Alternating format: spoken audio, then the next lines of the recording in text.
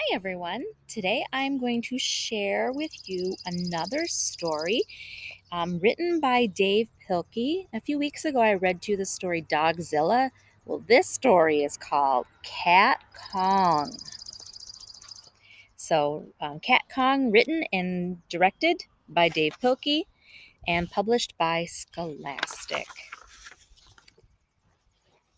And you'll notice that some of the same characters that we had in Dogzilla Flash as Professor Vincent Varmint, Rabies as Rosie Rodent, Dwayne as Captain Charles Limburger, and Blueberry as the monster. And it says this book is rated TS, which means terribly silly. Some material may be too silly for grown-ups. One day, one dark and perilous night, three mouse explorers sailed toward a strange, uncharted island. Captain Charles Limburger steered the tiny vessel, while Dr.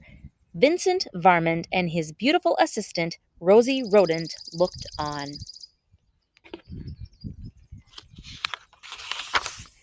When they reached the island, the three explorers were astonished. A group of natives was performing an ancient ceremony, offering up a sacrificial can of tuna fish, and repeating a mysterious chant. Here, kitty, kitty. Here, kitty, kitty. Here, kitty, kitty, kitty, kitty. Suddenly the island began to tremble. Crashing through the thick forest came the most frightening creature ever known to mousekind, the mighty Cat Kong. Meowing and hissing ferociously, the colossal cat took 3 giant kitty steps and tripped over the tuna fish can. Clunk!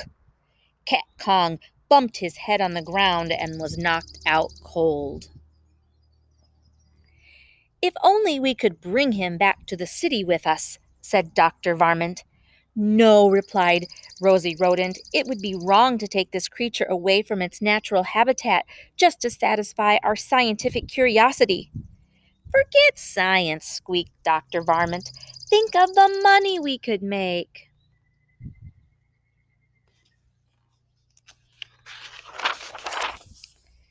So the three explorers wrapped Cat Kong in a giant burlap bag and tied him tightly to the ship. As they sailed back to the great city of Mouseopolis, they took special care not to let the cat out of the bag. Several days later, in downtown Mouseopolis, Dr. Varmint unveiled his discovery to a sold-out crowd. Ladies and gentlemice, he squeaked, I give you Cat Kong, the 9-lived wonder of the world. The audience cheered. Cat Kong, however, was not amused. The towering tomcat hissed and meowed wildly. Do not be afraid, Dr. Varmint told the crowd. There is no way this creature can escape. So what do you think? Do you think he's going to escape? I repeat, there is no way this creature can escape. What happened? Well, actually, I could be wrong about that. Soon the city of Mouseopolis was in a panic. The ferocious feline tore through the streets, knocking down buildings, ripping out power lines, and generally causing quite a ruckus. Captain Charles Limburger rushed off to organize a counterattack team, while the beautiful Rosie Rodent watched the destruction from her apartment window. Help! Cried the engineer. The cat's got my train!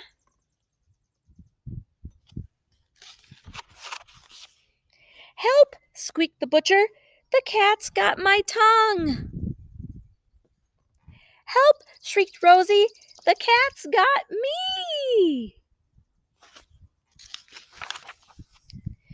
Soon the crazed cat was heading straight for the top of the Romano Inn, with the beautiful Rosie tailing behind.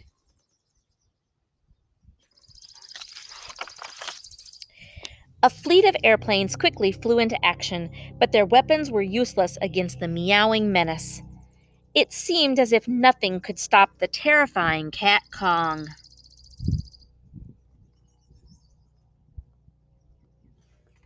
Then suddenly a squeaking ray of hope rocketed through the thick clouds of gloom and despair. Captain Charles Limburger to the rescue! Captain Limburger had a plan. He swooped close to Cat Kong and held out a red package tied with gold ribbons.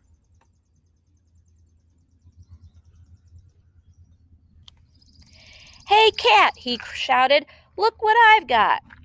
He circled again and again, shouting, "You'll never guess what's inside this package." Cat Kong stared intensely at the red package. With each passing second, the colossal kitty's interest grew and grew. Finally, Cat Kong could stand it no longer. He had to find out what was inside that package. With one swift paw, the puzzled pussycat reached out for the red package and lost his balance. Meow!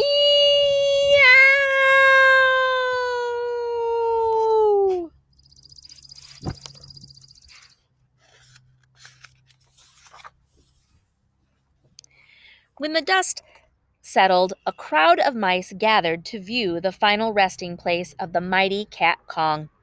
"He's fallen," said one mouse. "And he can't get up," said another.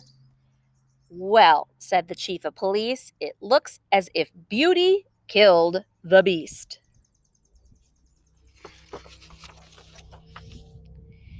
"No," said Dr. Varmint, as he looked sadly into the glowing red horizon. "It was curiosity. Curiosity killed the cat." I hope you enjoyed the story. Have a great day.